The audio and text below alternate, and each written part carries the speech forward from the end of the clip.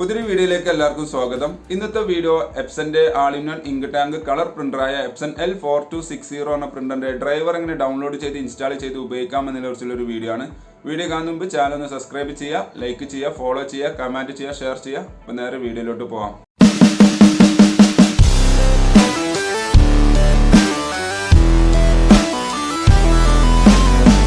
ഏതെങ്കിലും ഒരു browser open ചെയ്ത് ഗൂഗിളിൻ്റെ ഹോം പേജ് എടുക്കുക. അവിടെ എപ്സൺ L4260 പ്രിൻ്റർ ഡ്രൈവർ എന്ന് ജസ്റ്റ് ടൈപ്പ് ചെയ്ത് സെർച്ച് ചെയ്യുക. അപ്പോൾ സെർച്ച് ലിസ്റ്റിൽ കുറേ വെബ്സൈറ്റുകൾ വരുന്നതാണ്. അതിൽ ഫസ്റ്റ് കാണുന്ന വെബ്സൈറ്റ് ഉണ്ടല്ലോ, അത് ജസ്റ്റ് സൈറ്റ് ഓപ്പൺ ആക്കുക.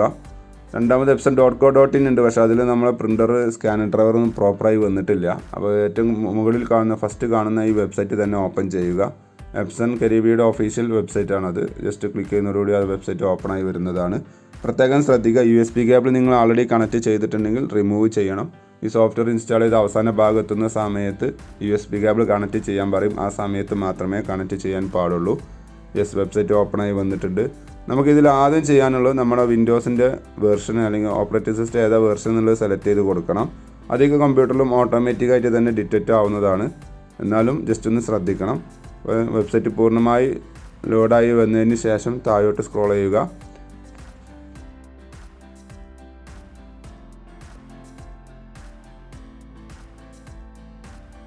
അപ്പോൾ ഇവിടെ ഓപ്പറേഷൻ സിസ്റ്റം എന്നുള്ള അവിടെ ക്ലിക്ക് ചെയ്യുന്നു. ഞാൻ നേരത്തെ പറഞ്ഞ പോലെ ഓട്ടോമാറ്റിക്കായിട്ട് നമ്മൾ വെർഷൻ ഡിറ്റക്റ്റ് ചെയ്തിട്ടുണ്ടാവും. എന്നാലും നിങ്ങൾ എന്ത് ചെയ്യുക, ജസ്റ്റ് ഒന്ന് ക്ലിക്ക് ചെയ്താണ്ട് ഇവിടെ കുറേ വെർഷൻസ് കാണിക്കുന്നുണ്ടാവും. അതിൽ ബ്രാക്കിൽ ഇതേപോലെ ഡിറ്റക്റ്റഡ് എന്ന് എഴുതി കാണിക്കുന്നുണ്ടാവും. അത് ജസ്റ്റ് സെലക്ട് ചെയ്തതിന് ശേഷം ഗോ എന്നുള്ള ക്ലിക്ക് ചെയ്യുന്നു.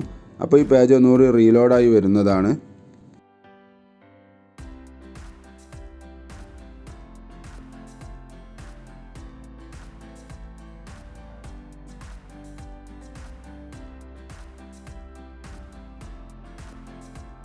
അതിനുശേഷം താഴോട്ട് സ്ക്രോൾ ചെയ്യുക. ഇവിടെ നമുക്ക് ഡ്രൈവേഴ്സ് എന്നുള്ള ഓപ്ഷൻ കാണാൻ സാധിക്കും. അത് ജസ്റ്റ് ഒന്ന് ക്ലിക്ക് ചെയ്യുന്നു.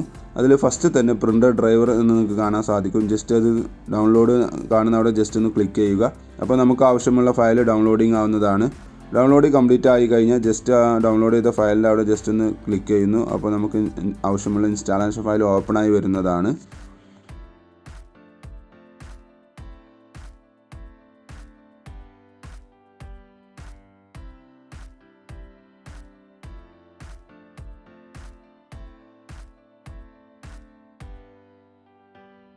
ഇവിടെ ഓക്കെ എന്നുള്ളത് ക്ലിക്ക് ചെയ്യുന്നു.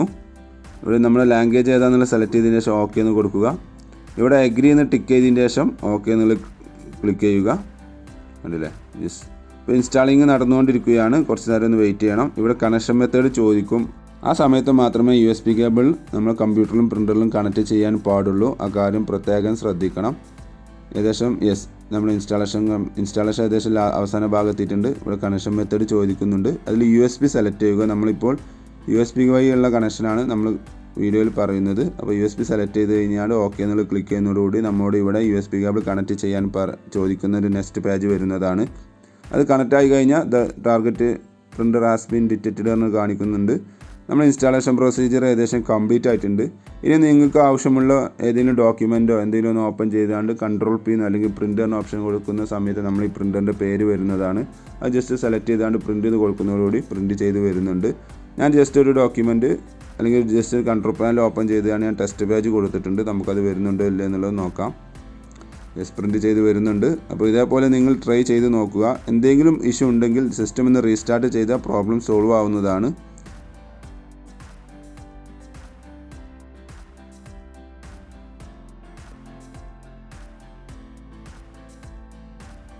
Thanks for watching my video. ഇഷ്ടമെന്ന് വിചാരിക്കുന്നു. സബ്സ്ക്രൈബ് ചെയ്യാൻ മറക്കരുത്. ലൈക്ക് ചെയ്യുക, ഫോളോ ചെയ്യുക, കമൻറ്റ് ചെയ്യുക, ഷെയർ ചെയ്യുക. അപ്പോൾ ഓക്കെ, ബൈ.